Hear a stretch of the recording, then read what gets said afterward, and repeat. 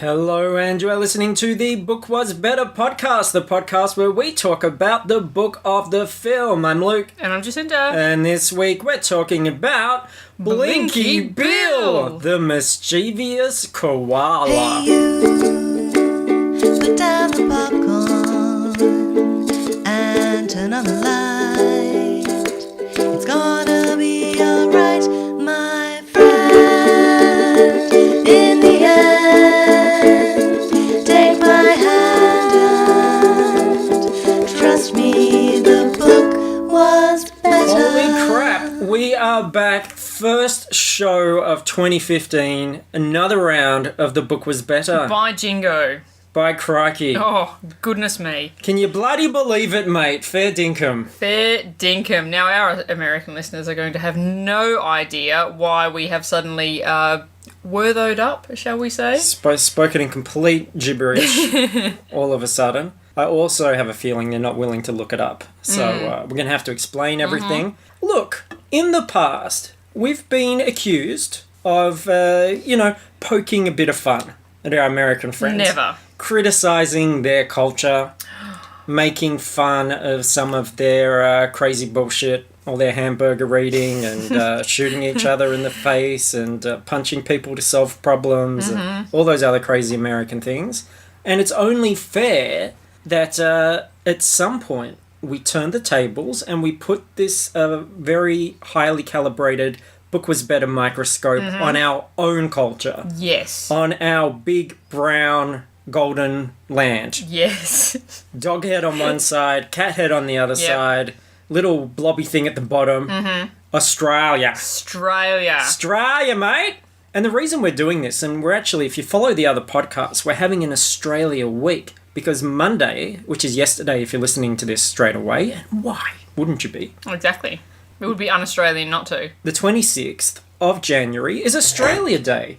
Public holiday, just knocked a wine glass. That's how exciting Australia Day is. That's what Australia Day is all about. Knocking back a few frothies. Yep, and smashing glasses. Smashing a tinny. Yep. Having a bottle of wine. Yes, it is Australia Day. That is our national day. We get the day off. I don't really know anything else about that, but it's a good chance to... Well, probably best not to explain what Australia Day really is, because it's a bit sort of historically not very good, but people just kind of choose to ignore that. Yeah, it's a day of celebration, and we have got an Australian film, or book of the film, to talk about today. Now, this isn't something I'd seen. In fact, I still haven't seen it, because after reading the book, there's no way that I'm going to watch this thing. I don't think I've seen the movie. I've definitely seen the TV show. This was a long... Well, I don't know if it was a long-running TV series, but it went for some time. Well, look, it's called Blinky Bill, the mischievous koala. I feel there's going to be a lot of colon in this particular book. Now, people probably assume that we've made this up. They're going, what's a Blinky Bill? That sounds like a made-up thing. But I went onto Wikipedia just to get you the skinny, because Blinky Bill is actually a bit of an Australian icon. Oh, he is. He's been around for forever. Yeah, well, according to Wikipedia, Blinky Bill is an anthropomorphic koala and children's fictional character created by New Zealand-born Australian author Dorothy Wall. The character of Blinky first appeared in Brooke Nichols' 1933 book, Jacko, the Broadcasting Kookaburra, which was illustrated by Wall. Wall then featured Blinky Bill in a series of her own books, including Blinky Bill, The Quaint Little Australian, Blinky Bill Grows Up, and Blinky Bill and Nutsy. The books are considered quintessential Australian children's classics and have never been out of print in Australia. We love Blinky Bill. Well, I was in the shopping centre yesterday at the ABC shop, Australian Broadcasting Commission. Yes. And they had an Australia Day display, and they had a lot of Blinky Bill dolls. Yeah, right. So it is still a thing, even in 2014. And what surprised me about this animated feature film is that I thought it was from the 70s. It's actually from 1992. It just looks like it's It does from the look 70s. pretty rough, yeah. It's made by an Australian animation company called Yoram Gross. And gross is the absolute best description you could ever hope for, really, when you look at their very limited, very sketchy, animation. This thing has a cast of 3 actors. Mm-hmm. There are only 3 in the whole thing. It's probably just the animators. And it has 1,000 characters too, so they're doing all the voices. It's got animated characters just shot on live action backgrounds. And from the little clips I saw on YouTube, it's very inconsistent. Like one of the loggers will have a animated chainsaw, and then he'll start to cut down the tree, and it'll just be a shot of a real chainsaw cutting down a tree. A lot of cost cutting, but that said, I was really surprised to learn that it grossed nearly $2 million at the box office in Australia. Yeah, right. And on Fruitless Pursuits FP Cast, we've talked about Australian movies last year, and we saw some quite good ones. And if you added them all up together, they probably didn't make as much as this horrible-looking Blinky Bill film. Yeah, like there were some really great movies last year that probably only made about $700,000-800,000, and this made nearly $2 million. Now, there's something really quaint about this. It came out in the 30s originally, and this book, the characters act like they are in the 30s. They certainly don't have any sort of technology. There's a very quaint thing, and I think that comes up in a lot of Australian plays and films, that they are period pieces, and they have values which are usually quite inherited from the British, obviously. And I have a feeling that other cultures like America and stuff see those kind of things and think that Australia is that quaint place and that it's actually modern times. I'm just going to say this is not modern times. No. There'll be a few clues as we continue. Well, we do have electricity, which is probably one of the main, These guys do have a lamplighter, I noticed. Oh, well, yeah, that's okay then. And it's just like how Americans don't realise that Paul Hogan is a comedian doing a character. Like doing a really over-the-top character. And also don't realise that Steve Irwin is a comedian doing a really over-the-top character. I am not and never will be convinced that Steve Irwin is actually Australian. See, I'm pretty pro Steve Irwin. Yeah. I enjoy him. And I think that it's... Yeah, I don't know. If his kids hadn't turned out like miniature fucking clones of him, I would have said that sure, maybe he was just doing a bit. But why didn't we hear of him? If he was such an Australian icon, why didn't we hear of him until he was like a big celebrity in America? No, I used to watch his show The Crocodile Hunter, all the time when I was much younger. It was on TV a lot. I loved him back when he was all mullety. But he doesn't have an Australian accent. What do you mean? He has a bit of a fake Australian accent. He does. He has the fake cartoon one, like you hear on The Simpsons. He gets certain like words wrong. He mixes the vowels up. He does it like a comedian doing an Australian accent. It's not real. He's on. I don't know. He's a Queenslander though. They're a bit different though. He's not an Australian. He is. He was never an Australian. Yes, he is. It's all a fucking ruse. Anyway. Blinky Bill, this novelisation, it's written by Sally Odgers, who's from Tasmania, and she wrote many, many books for children, including, here are some of my favourites, Jack Russell, Dog Detective, and the Pet Vet series, Aliens in Kalgoorlie. Whoa, Kalgoorlie! Now, Kalgoorlie is a mining town in Western Australia. About 5 hours drive away from us. A Basket of Onions. Is it a bit like in The Simpsons, where it was like we wore an onion on our belt, it was the fashion at the time? Could be. I think it's like doesn't the Outback Steakhouse have a bloomin' onion? I don't know what that is, but you always hear about that being on the menu. Yeah. It's probably similar. Yep. This one, a bird, a bloke, and a boyfriend. Oh my god. She is Oz-Az. That is this very Sally Odgers. Oz. Boy Down Under. Well... Gets a little mirror a bit out. racy. Checks out his premium. That's what happens after the bird hangs out with the bloke and the boyfriend. The Bunyip wakes. Now, Bunyip, that's our mythological creature, lives in a billabong, which is a creek. Yeah. Defend the dunny. Now, the dunny's the shithouse. So, I don't know what we're defending the dunny from. Probably spiders, bunyips, birds, blokes, boyfriends. Maybe dad's dropped a basket of onions in there. Flax the Feral Fairy. I don't normally have so many, but when the titles are so great. These are amazing. Carrier Logan and the Pirate Caper. Carrier Logan sounds like she'd hang out with Sam fucking Wertho, doesn't she? Yeah. She sounds like she's right from Rocco. Bingo! Get bloody Kerry Logan round. We'll have a fucking three-way. We'll have a fucking powwow for Australia Day. Munch on that. And the final one, soggydoggy.com, which I haven't gone to that website. I haven't checked it out. I'm not that brave. Soggydoggy.com. Why are the doggies so soggy? I don't know. You'd have to read it to find out. Unfortunately, we're not doing any of those. But Sally Odgers also self-published 12 writing guides. So being an expert on writing, I would expect this book to be pretty great. Yeah, of course. Now, I know everybody's chomping or champing? You're the horse person. I don't mean that in a Sarah Jessica Parker way. I believe most people would say champing at the bit. Champing at the bit. Yeah. Humans chomp, horses champ. Right? Sure. Work with me here. Well, something I do know about animals, which I want to address right at the beginning. Koalas are not bears. Okay, so let's make that really clear. Because that's something Americans often get confused by. Yeah, because koalas and drop bears are different things. Yes. Because they do get confused a lot because they do look quite similar, but there is koalas and then there is the bear version. And I've heard, like, American trivia shows which are supposed to be researched and things, have koala bears as an answer. Yeah. And people kept saying, listen to Stuff to Blow Your Mind podcast. Great. Lots of interesting things. These guys know all this crazy stuff. Very first one I listened to, they're talking about koala bears. And I'm like, how can I trust you on anything if you don't know that koalas are not called koala bears?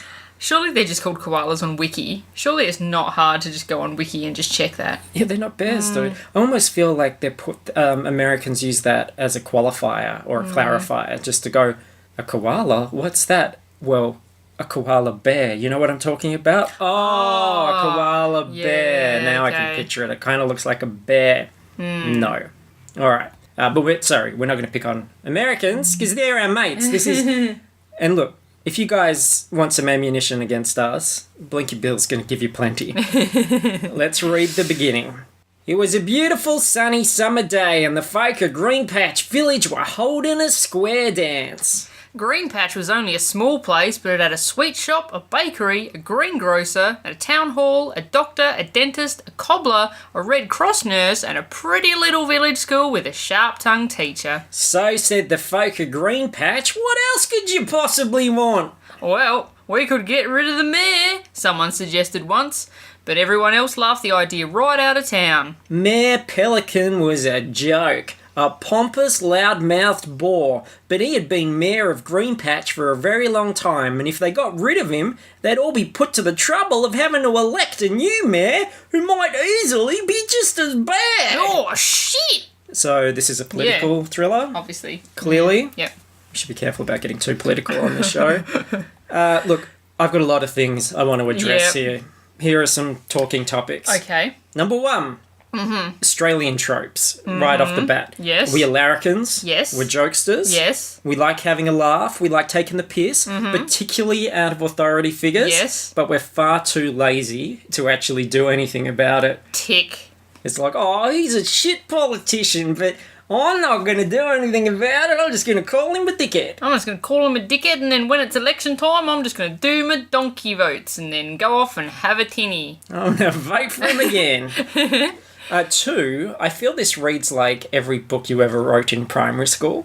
You know, like if you sat down and you wrote a story called Pig on a Roller Coaster. Yes. Your first sentence would be, it was a beautiful sunny summer day and Percy the pig was riding the roller coaster.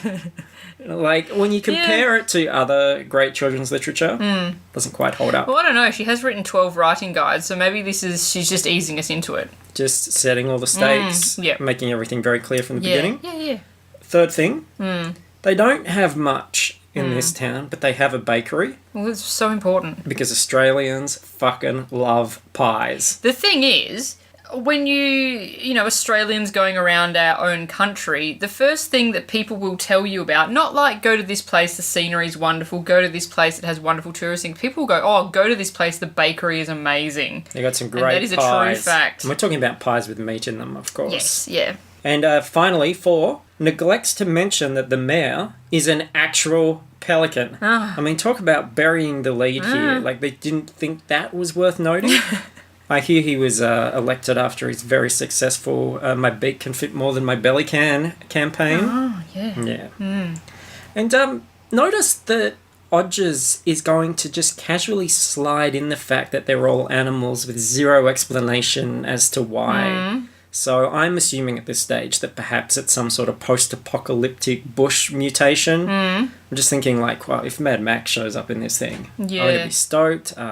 Tank Girl even. Yeah, or even like halfway through the like Kangaroo Creek gang shows up and just wrecks their town. Oh, and it's like gang wars. Creek Gang, that takes me back. That's a newspaper strip about very similar It's very characters. similar, yeah. Yeah. So now there's going to be a square dance, which is what Australians did for entertainment in 1992, or was it 1933 perhaps? Well, 1933, yeah. I imagine that probably at primary school in 1992 they probably were forcing us to square dance. I think I've square danced in primary school. And apparently the star of this square dance is Mrs. Spotty Frog, who insists on croaking long solos. And great creative character naming in this as well. Like, I just thought, God, I should change my name to Luke White Male Human. Yeah. Just so there's no confusion. Just in case you ever needed to be put into an anthropomorphic animal children's novel. That's true. Just so the kids aren't confused, obviously. They don't think, this guy is obviously some sort of tiger. Numbat. Very virile, dangerous, wily character. I think it says a lot that you went tiger and I went, Numbat. People don't know what a numbat is. You should Google Numbat, people. It's a wonderful local little marsupial. I always think of... I've mentioned it recently in the podcast, but I always think of that fucking line in the Ninja Turtle movie with Raphael going, Cricket, you got to know what a crumpet is to know what cricket is. It's like, what does that mean? It's like, I'm trying to think of some sort of British thing, but I don't know. Okay, let's meet our protagonist. Today's dance had been great fun so far, and young Blinky Bill Koala was having a wonderful time dancing and playing somebody's mandolin. He wasn't sure whose it was, but someone had put it down and that had been enough for Blinky. He knew the owner would come back for it sooner or later, but meanwhile, why shouldn't he keep it from getting lonely? I mean, what do you expect from a country of convicts? Oh, yeah. Of course he's got light fingers. He's also, no doubt, like going around the party, nicking beers, bumming durries from people. Like, I mean, I stole a car on the way here. That's how I got here. Well, like, this is what we do. No one owns anything. No. We just borrow it. Exactly. Mandolin, though, not very Australian. No. I reckon it should have been a lagerphone. A great Australian instrument. Now, if people don't know what a lagerphone is, you get a big stick, you get a whole lot of bottle caps, and you're a total pussy if you don't drink all the beers first. Exactly. Because this thing is not just a musical instrument, it's a trophy. It's like a totem pole, a testament to your finesse. Yes. I don't think that was the right word. And you nail all the metal bottle caps to this stick.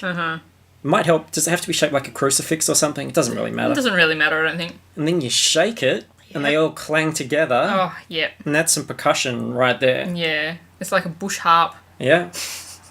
You've got some percussion. You might have a concussion as well. This party is pretty wild, though. Everyone else seemed to be dancing or singing as well, or at least beating time to the music. Oh. Beating off to the music.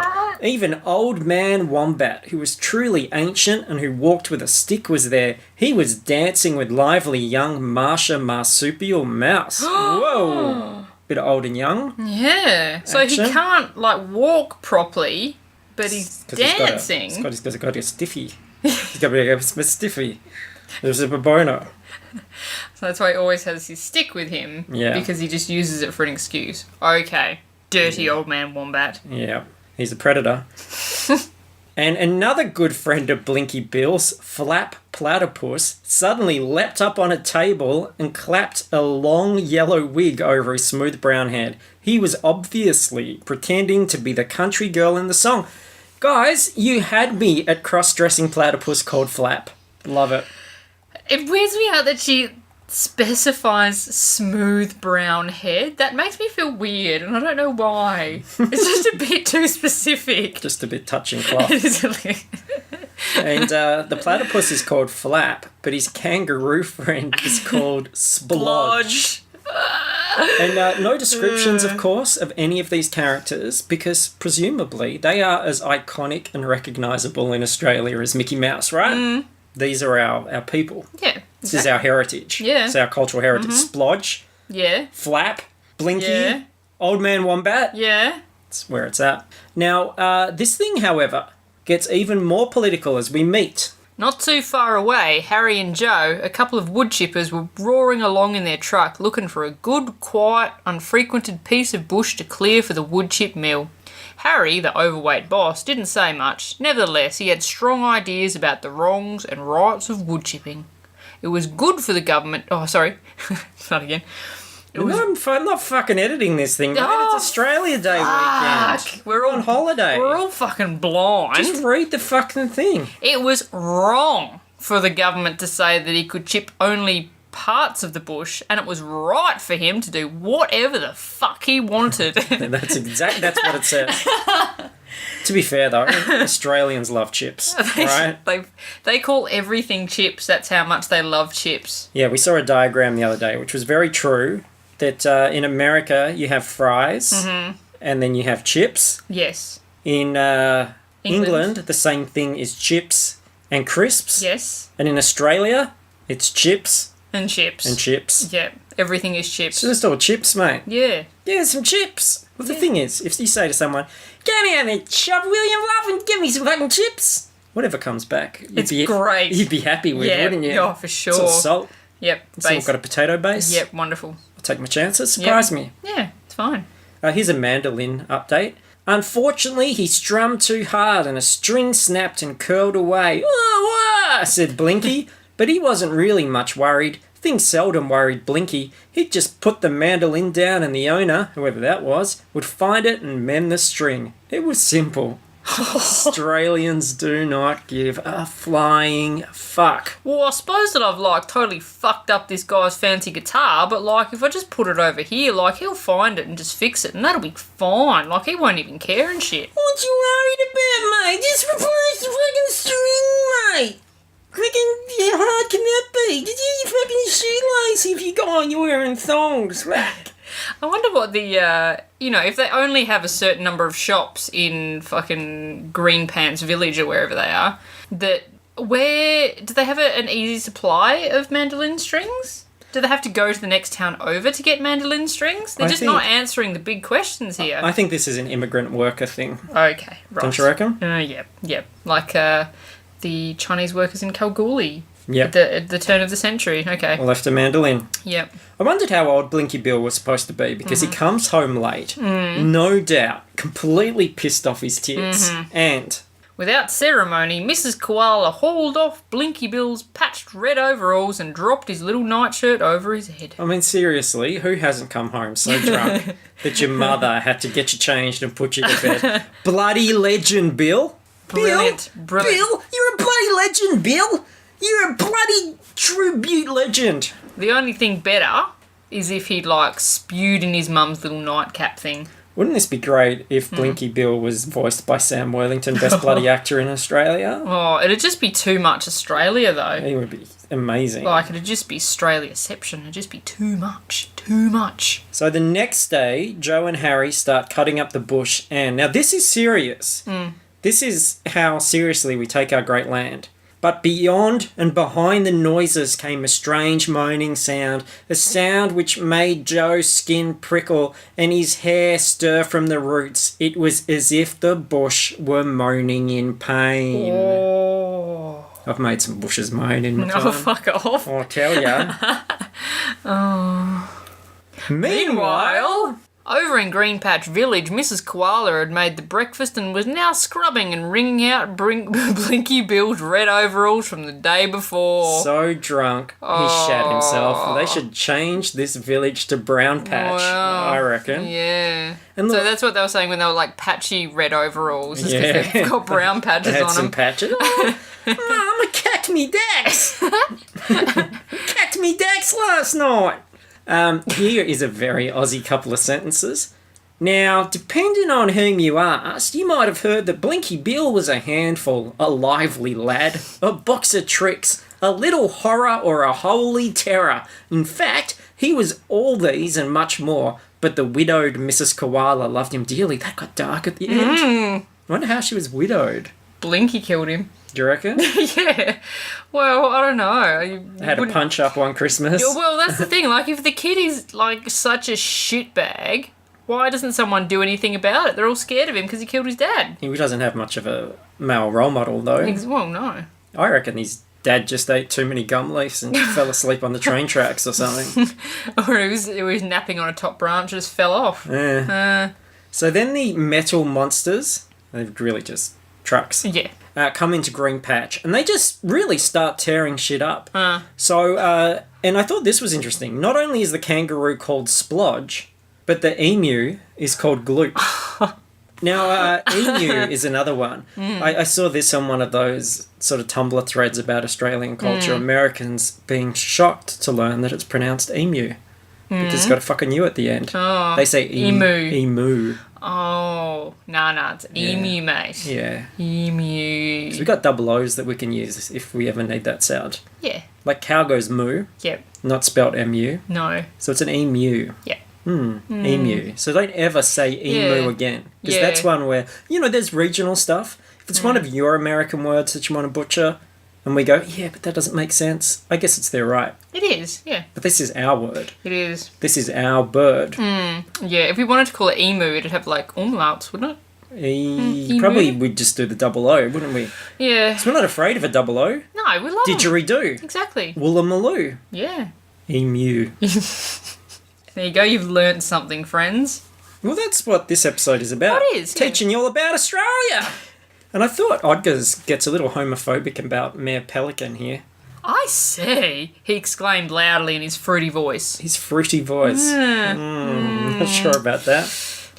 So everybody's house gets smashed to bloody bits, mate. And Mrs. Koala is too stubborn or stupid to get the hell out of there. She's like, oh, this is my house. I've lived here all my life. I'm not moving because of these trucks tearing everything up. Or tell him he's dreaming. So like a good captain, she goes down with a tree. And Green Patch is in complete ruins. It's a total bush holocaust happening here. Across this desolate scene plotted a long line of refugees, the folk of Green Patch. Between them, they were carrying everything they had managed to salvage from their ruined houses. So it's getting kind of bleak. Yeah. We've got refugees, everything's in ruins. Meanwhile, Blinky is beat up, he's hungover, and he's literally unsure who he is. He does not remember. He's lost his mother as well. He can't find her. She went down with the tree. Instead, he rescues a small girl koala who reveals that her name is Nutsy. Now, here's something I wanted to try and do. Okay. I'm going to put all these names we've learnt so far in a sentence. Yes, okay. When I see your flap, I get all nutsy and I splodge gloop from my Blinky. I think back in 1933 there was an agenda here. It's like George Lucas making all the aliens have genital faces and putting in the Sarlacc pit. Just the point where you're like, what are you trying to express here? And did you hear that the Cantina band, their style of music is jizz? It's not jazz, it's jizz. They're jizz whalers. Yeah. That's not Lucas, though. That's Expanded Universe.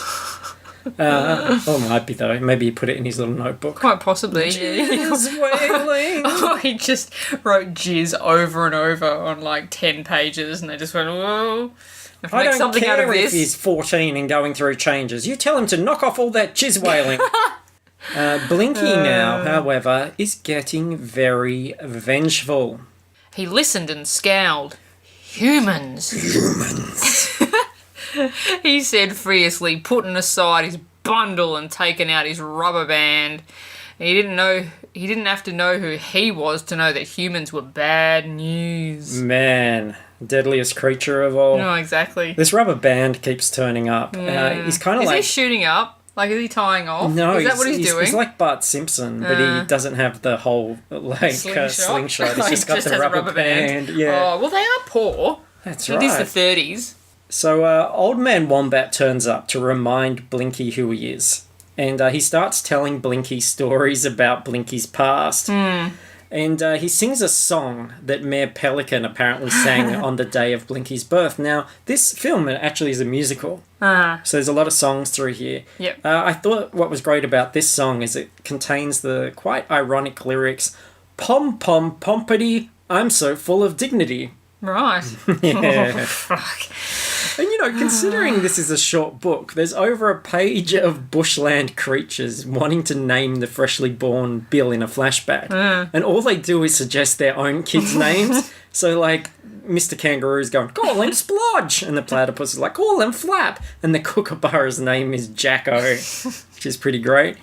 And Marsha Marsupial Mouse suggests Marsha, and everyone laughs because Marsha is a girl's name and Blinky Bill isn't a puff. Exactly. Come on! What did Sheila's know? Like, next you're going to be, like, putting him in pink overalls and that. Call him Wortho! And can you guess why Old Man Wombat suggested that he should be called Blinky?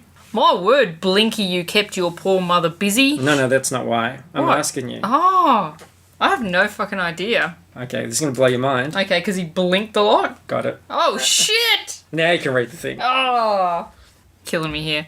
My word, Blinky, you kept your poor mother. Fuck. No editing. It's Australia Day. I'm on holiday, mate. I've got my feet up. Fuck you. She works night and day for you.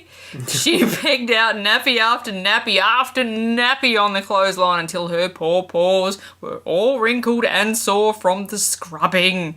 And then later, she pegged out all those little pairs of red pants, and then all those bigger pairs of red pants, and then all those even bigger pairs. That washing line of Mrs. Koala's has never been empty since the day you were born, Blinky Bill. Should have called him Shit Pants Bill by the Jesus sound of Christ. it. God, if this is somebody's first episode, what are they going to make of this? Oh, I don't know. Talking about shitting koalas. But, like, they do eat so many leaves and stuff. There's not a great deal of fibre. It's just going to go straight through them. Well, it is fibre, so it is going to go straight through them. Isn't there a thing like if they eat too many, they explode? I don't know. Probably not. Probably. I think Sounds that- a little far-fetched. A little bit. I imagine they're fairly self-regulating. This doesn't sound like a real film, does it? But No, please it's do real. Google it. Yeah. Because it is. All right, so Blinky still doesn't know who the hell he is. So the next chapter, like the entire chapter, is just Old Man Wombat telling more dumb stories from his past.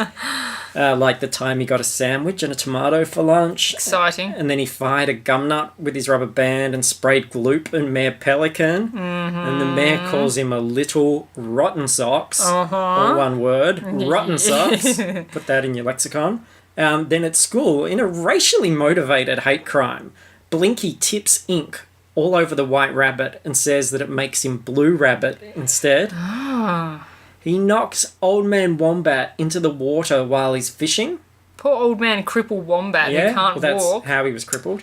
He hit a rock. He finds Mr. Spotty Frog teaching a dumb kids to sing, which leads Old Man Wombat to sing another awful song. Lyrics this time include, wait for this, these are real lyrics. Yeah, gribbit, gribbit, gribbit, gribbit, yumba, dumba, dumba, dumba, dumba, bum, bum. And there are 2 pages of that. No. Yeah, don't you remember? 92, this was nominated for Best Song at the Oscars. Robin Williams sang it. It was excellent. He actually told Mrs. Spotty that he could make her sons croak. And when she told him to go away, he called her a very rude name indeed. You great big googly eyes, put in Blinky Bill. That's what I called her. You great big googly eyes. And a fat cunt. We didn't call it that, but He was thinking it. He was definitely thinking it. This kind of kid that does these sorts of things in Australia. Yes. Yeah, that's what they're doing. Down Rockingham. Oh, yeah. They're Do you reckon- rocking them hams. This is the story of like young Sam Worthington. And they've just put it... changed it enough. Yeah, so they wouldn't sue him. Yeah. And then he squeezes the baby frogs and he juggles with them. He's a total prick. And this is the thing. And like telling Mrs. Spotty that he could make her sons croak, that's very threatening. It is threatening. That's really... What a turd. Just saying accidents happen, Mrs. Spotty. Yeah, the chapter ends and I think, oh, thank Christ for that. Can we move forward now? And then I'm confronted with Chapter 4, in which Blinky hears yet more tales from his past. No! Are you kidding me? A whole another chapter. All I can think of is that the idea was this was all the setup of here's Blinky Bill, the mischievous koala. Yep. And then when they looked at the film, they thought it takes too long for us to know what this film is about. Okay. And they re-edited it so that this became a flashback and the action was earlier. Okay. Otherwise, I don't understand why we go on this huge journey through Blinky Bill's past. These tales include disrupting Mrs. Magpie's maths class by singing all the wrong words to her legendary arithmetic song. You read the first line, I'll read the second line. 1 and 1 are 2. Purple kangaroo! 2 and 2 are 4. Possum at the door! 3 and 3 are 6. Wombat in a fix! 4 and 4 are 8. Platypus is late! 5 and 5 are 10. Magpie is a hen! There's no end to this mischief. Oh my god. Magpie is a hen. This is so Oz-as. It's so... And it's choice-as as well. It is like sick as. It's Mintox. Some of them even started dancing about on the desks and doing other foolish things, and young Blinky Bill sneaked into the schoolhouse under cover of the confusion. On the way, he did something really impertinent. He managed to put a sign on poor Miss Magpie's tail. It was a very cheeky drawing, and of course, all the other children in his class laughed at it. It's probably a picture of, like, old man Wombat totally railing Miss Magpie. Thought it was Goatsy. To scale. And of Miss Magpie's cloaca. Yeah. All right up here, clacker love! That's another Australian mating call. All this reminiscing is interrupted by the most hideous photo section in the world. Poorly drawn characters, drawn over live-action backgrounds. My favourite, though, is a shot of a truly malevolent-looking Bill pouring ink all over that poor bastard rabbit who looks genuinely traumatised by the whole thing, and why wouldn't you be? Here, though, is a very important fact about Australia. If anyone's thinking about coming over here, this is what you need to know. Just let you slip in the mud or get your sandwich squashed under a passing truck, and there's bound to be a kookaburra or two laughing their heads off at your misfortune. More Australian pronunciation. Alex Trebek on Jeopardy said kookaburra. Oh. Again, trying to put a double O instead of a U. It's fucking kookaburra, mate. Kookaburra. Kookaburra. Kookaburra laughing in the old gum tree. It's like they go... Jolly Jolly King of the Bush, was he? Something. Kookaburra sits on the old... Something barbed wire. Some with his pants on fire. Laugh, kookaburra, laugh, kookaburra. Oh. No, it's... I don't know what's worse, these songs or the ones in the book. Kookaburra sits in the old gum tree, eating all the gumdrops he can see. Know that one? No. No. And you got to ask him to save some for you or something. Oh, okay. I only know the normal one. King of the Bush is he. Oh, yeah, right. Yeah. Anyway, that was exciting. What are we up to? Go back to riveting tales of Blinky's past, like the time he stole some gum tip lollies from a human general store. What a prick. Then he fucked up their gramophone. And then he gets put in a biscuit box to go to the zoo. Biscuit box? And then the human woman sat on the biscuit box with her great big bottom, the book says, and sang a song which includes these lyrics. I hate koalas, koalas, koalas. I really hate koalas. They make me sick. I love to kick those cutesy cute koalas. What the fuck is this book? That's so messed up, right? And this is still just the amnesia flashbacks. Anyway, Bill escapes and he's starting to remember now. That spanking, said Blinky sheepishly. It didn't hurt me a bit because I'd had the sense to put a book down the seat of my pants before Mum caught up with me. Great way to avoid a spanking. And look, finally he remembers. No more reminiscing. We're back in the now, the present. Yeah. He has to go and find his mum. So Blinky and Nutsy head down to find the refugee camp in the caves. And on the way, they see an elderly koala near the river. Now, just when you thought the names couldn't get any worse, go on, you got to read this. Why? Okay, all right. Hello, Granny Grunt. Go on. Try it again. Hello, Granny Grunty. Blinky Bill called in glad recognition. Oh, Granny Grunty. America has Batman and Superman, but Australia will always have Granny Grunty. Oh, fuck. Because all the others got their names, obviously, by what they are. Like, how the fuck did she get Grunty? Yeah, didn't have a grandma that grunted all the time. Granny Grunty is my new favourite character. Oh, I don't care what you say. Granny Grunty is where it's at. Official mascot of the show. And seriously though, just think about how batshit this book sounds without any context. Granny Grunty obediently stepped aboard and squatted on the makeshift raft. Nutsy joined her, still clutching her clown doll. What the fuck is that? This is our heritage. It's making me very dumb. So they run into the kangaroo family, who speculate that Blinky Bill's stubborn, stupid mother is probably dead. Then they go to the bustling refugee camp in the caves, where a very stressed Mayor Pelican is having trouble keeping his shit together. Bobbin? Asked the mayor suspiciously. Where did you get a name like that?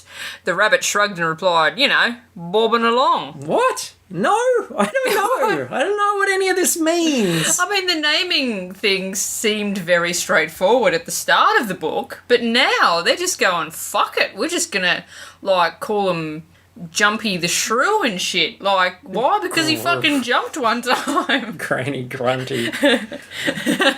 So look, she was really blocked up one day from all the having too much eucalyptus. So look, Mother is not in the caves. Night falls, she doesn't show up. So Blinky, against everyone's advice, heads off to the wood mill to try and find his mum, and Nutsy tags along for funsies. They fall off a cliff, they splash about in a river. Struth! Exclaimed Blinky Bill with disbelief as they regain their balance. Struth's a classic. They've spelled Struth incorrectly. That's how it's spelled? Well, I think that's how it's initially spelled. This is Struth. Yeah. People do like to do an Strewth.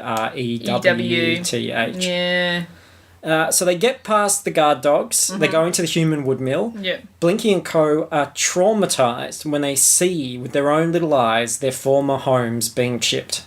Oh, Rose Cottage! Exclaimed Blinky Bill as a pretty signpost moved into the maw of the chipper. Marsha lived there. Oh, my home! He cried a moment later and began to sob. What a puss. Spent a lot of my childhood at a pub called the Rose Cottage. Yeah, right. In Canberra. That's another one. There's another Australian pronunciation for you. Our capital city is Canberra. Yeah. Canberra? Yeah. Americans say Canberra. Canberra, yeah. Canberra. I was going to say Melbourne. And, Melbourne. Brisbane. Oh, Brisbane, yeah. Brisbane, mate. Melbourne. Canberra. Australia.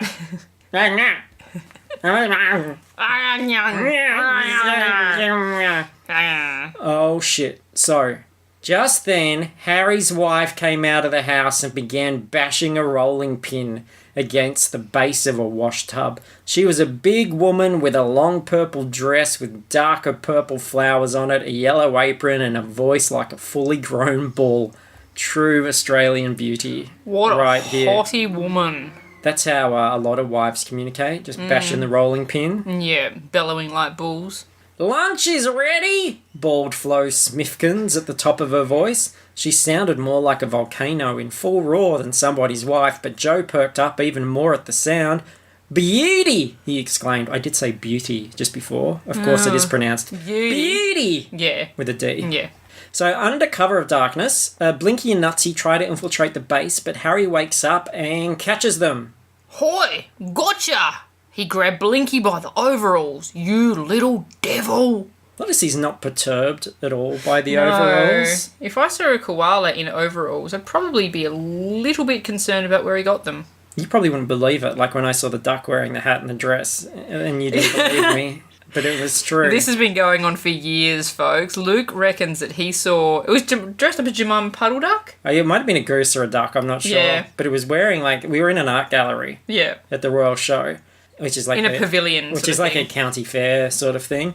And we're inside this art gallery looking at paintings, and a duck walks past wearing like a dress and a hat, like an actual duck. And I tell Jacinta, but then it's gone and she doesn't believe me. Yeah. She thinks I'm just being an idiot. Yeah. But I really did see a duck in clothes. Yeah. And then, later, you were watching the news, right? Yeah. And what did you see? Might have been a duck on the news, but it doesn't mean that it was there at the time. It was bloody there. Well, whatever. Bloody saw it. So Blinky gets thrown out of the gate, but Nutsy is trapped inside, and she runs into the house. Sucks when you have trapped nuts. Oh, I know. Oh. Tell me about it. When she doesn't come out of the house again, Blinky just abandons her. Because he's a prick? Yeah, he just goes back to the caves. Yeah. Total asshole. Hey, you know what? These wood chippers, not only did they not care that these animals are wearing clothes, they didn't care that the trees had little houses with painted signs and things on them either. Furniture. Oh, well. But look, don't worry, cobbers. Blinky was just assembling some of his mates to help with the rescue. Against their will, I might add. He kind of forces and guilts them into it. Blinky, Jacko and Marsha set off towards the wood chip mill. When they were close by, Blinky helped Marsha into a harness he had constructed. Marsha shivered. "Oh, I don't know if I'm really the right one for this." Starting to go all 50 shades of Bill. He's going to put a ball gag in her little rodent mouth. Some gun nuts in a bum nuts. So Marsha gets dropped down the chimney and inside the house. It turns out Harry's got a young daughter called Clea. Yes. And Nutsy hides under a bed. And Clea picks her up and mistakes her for her stuffed bear, which is called Gumley. And trauma ensues. But it wasn't Gumley at all. It was Nutsy. And Nutsy was not used to being squeezed so hard, especially not by a human. She choked and coughed. Coughed blood. Cracked ribs. So Clea presents Nutsy to her parents, Harry and Flo, and Joe as well, the co-worker, at the breakfast table. And they have pretty much the same reaction that I do to all these animal characters. "Ah, why did you bring that?" began Joe. His mouthful of food slid down the wrong way and he choked and waved his spoon for emphasis. "Stupid thing in here!" Clea clutched Nutsy to her defensively. "She's not stupid. She's beautiful. I thought everyone would like her." Joe choked some more. "Well, I don't," he gasped indignantly. "I hate him." Harry waved his knife at Clea. Why does everybody hate koalas? They're singing We Hate Koala songs. Koalas don't do shit. They just sleep in trees, right? They literally do. They don't do anything. And then there's a whole lot of slapstick chaos with dogs and bush animals. Harry decides he'll take Nutsy to the zoo, and then Jacko and Marsha go back to the caves to tell Blinky Bill, who's just been sitting there on his fat ass the entire time, which proves our point. Everyone gets all flustered about this shit. "Oh, supposing they stuff her," cried Blinky miserably, turning to Old Man Wombat. Flap looked puzzled. "Stuff?" he lisped. "What do you mean, stuff?" "Stuff, Nutsy." Oh no, stuff Nutsy? Yeah, stuff Nutsy. Stuff nuts! Stuff Nutsy, fucker! Stuff Nutsy, said Old Man Wombat. He turned to Flap. "Humans do that to animals, you know. They fill them full of cotton wool. "I bet that hurts!" cried Flap in alarm. And then they sell them to the tourists," said Splodge behind his paw. "Crikey gee, the poor things!" exclaimed Jacko. "Crikey gee, Jacinta, can you believe what's happening in this book?" This is horribly traumatic. So another group infiltrate the wood mill. This time it's Blinky, Flap, Marsha and Splodge. But I thought, meanwhile, instead of focusing on that, let's cross the flow for some out-of-context comedy corner. She began slopping big dollops of white stuff on her face. "Psst, Flap," she hissed, and made twisting motions with her paws. Psst, Flap. Doesn't that sound a little bit like psst, flaps? Piss Flap. Yeah. Okay, so you can imagine there's a whole lot of action, slapstickery with the bush animals, the dogs, the humans, a gun during this rescue. Yeah. Even great intern editing on an Australian novel. Cricky. Blinky ran skidding over the floor in his hurry. That is totally un-Australian to write cricky It is. instead of crikey. Yeah. Harry refers to his wife as mum. He calls her mum throughout this. It's a bit dirty. Yeah. And then near the wood chipper, Harry and Blinky have a duel. Harry's brandishing a shotgun and Blinky's got a small stick. They're still not worrying these guys that the animals are doing these things. Finally, Harry and Joe are defeated by being dunked in a tank of water. And Bill and his mates decide to nick off with the truck. Bunch of animals. But Blinky Bill should have joined his mates, but he still could not get rid of the idea that someone was calling him. He lifted aside branches and suddenly saw a familiar outline. It couldn't possibly be, could it? As he stared, the voice came again. "Blinky!" And this time it wasn't Nutsy or Marsha, it was... Blinky hauled up some more timber. "Mum!" he exclaimed. Mum, who achieved absolutely nothing in her stubborn protest in the face of danger except to repeatedly further endanger the lives of those she loved. Yep. And I gotta say as well, he finds his mum on like the second last page. I was thinking it wasn't going to happen for a while there. They were just going to find her mangled body underneath the wreckage of the city. Chipped. Mum chips. And here is the ending we got there. He looked at his mother a little uncertainly, but she was already her sensible self again. She seized him by the paw and hurried him along to the truck. "Extraordinary," said Blinky happily as he was towed along. The truck began to move backwards just as Harry was about to haul himself out of the tank. Unfortunately, the truck backed into the tank and toppled it, spilling water. Harry and Joe along the ground in a gigantic flood. Splodge managed to get the truck into a forward gear and they roared away, but the gates were looming. "Drive, Splodge, drive," urged Blinky, and Splodge drove straight through the gates and away through the bush to safety. Only Clea saw them go, and she wiped a tear away as she waved to them and made Gumley wave as well. "Bye, little koalas," she called. The end. And you gotta say, this kid is awfully calm considering a bunch of animals came out of the bush, beat the shit out of her parents and jacked their car and drove off back into the bush. I love how the kangaroo put it into fucking gear. With his big feet. Yeah. Christ. That is crazy. So, yeah, that is Blinky Bill, the mischievous koala. What a way to celebrate our National Day. I know, it's very special, isn't it? And if people It's wondered... special in a Richie Benno kind of way. Very special. If people wondered why we don't normally cover Australian stuff, well... That's why. There's a clue. No burgers were eaten, though. No. They didn't eat anything. No, not really. No. I gotta ask, as I always do, was the book better? I have no idea. Like, is there an option for them both being terrible? You gotta pick one, otherwise Tim the Stats Man will flip the table. Oh, Tim. Okay, maybe the book was better? I think the book was better. Yeah, okay, yeah. I think just the sort of craziness of just having to imagine this stuff. Yeah. Just go, okay, so here's a pelican and here's this and this and then this happened. And everybody's wearing pants. Yeah. Crazy. And unfortunately, I couldn't find any Amazon reviews. Oh, that's surprising. Or a listing, for that matter. So I've written my own cobber. Oh, shit, eh? Blinky Bill is a top bloke, eh? I like it when he nicked shit and said fuck you to them chippers, although Struth, them chippers was pretty top blokes too. Blinky Bill, his choice ass, cheeky cunt, 5 stars. So there you go. That's a true Australian review. Oh my god. Oh dear. Look, a bit Culture, of mate. culture. So if you enjoyed that little window into Australia, it is an Australian week. If you missed FP Cast yesterday, that's an Australia Day episode where we talk about our culture as a whole, especially memories and foods and things like that. Yep.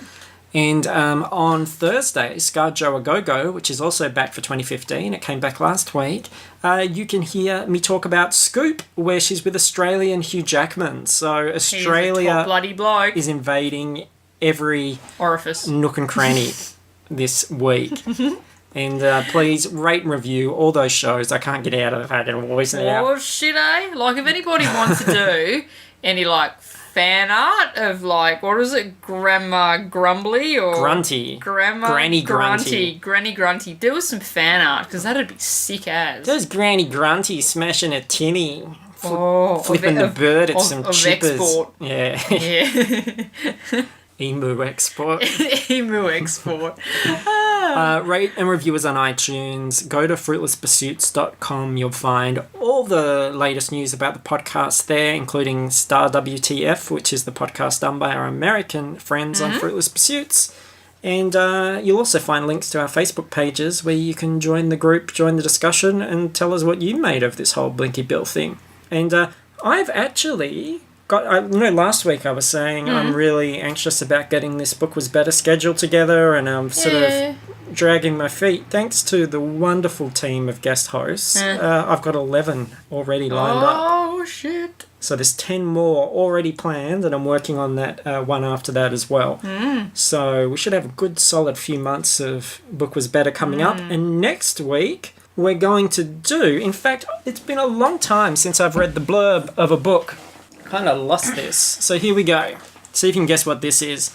Dylan, the wild child, fearless and street smart. Natalie, the sunny girl next door who's a demon behind the wheel. Alex, the sophisticated beauty who's unstoppable with a laptop. The case, find Eric Knox. When the angels attempt to solve the kidnapping of the quirky young computer whiz, they discover his valuable software may have found its way into the wrong hands. Along with Charlie's point man, the lovable bumbling Bosley, the angels rush into action. From a penthouse party to a furious speedway chase to the shores of the Pacific, it's non-stop adventure and drop-dead glamour for the girls who never give up and always win. Yes, Charlie's Angels, and the guest host will be Leah, so that's going to be excellent. So I They're look like forward big to butts that. and they cannot lie. Charlie's Angels? Is that in that one? Yeah. They, no, it definitely is that one, because Cameron Diaz sings and, no, well, she doesn't sing, she can't sing, dances in front of the mirror to I Like Big Butts in her underwear. In a Spider-Man underoos. Yeah. Yeah. Can't wait. So there we go, that's that. And that's the bloody episode, mate. That's all I got. I gotta go sleep in a tree like Blinky Bill. Yeah, I'm going to go and have a dip in a billabong, and then I'm going to chuck me swag down and have a kip. Careful of them bunyips, mate. Alright. Alright, well, I guess we'll catch you on the flips and shit, eh? Jumanji.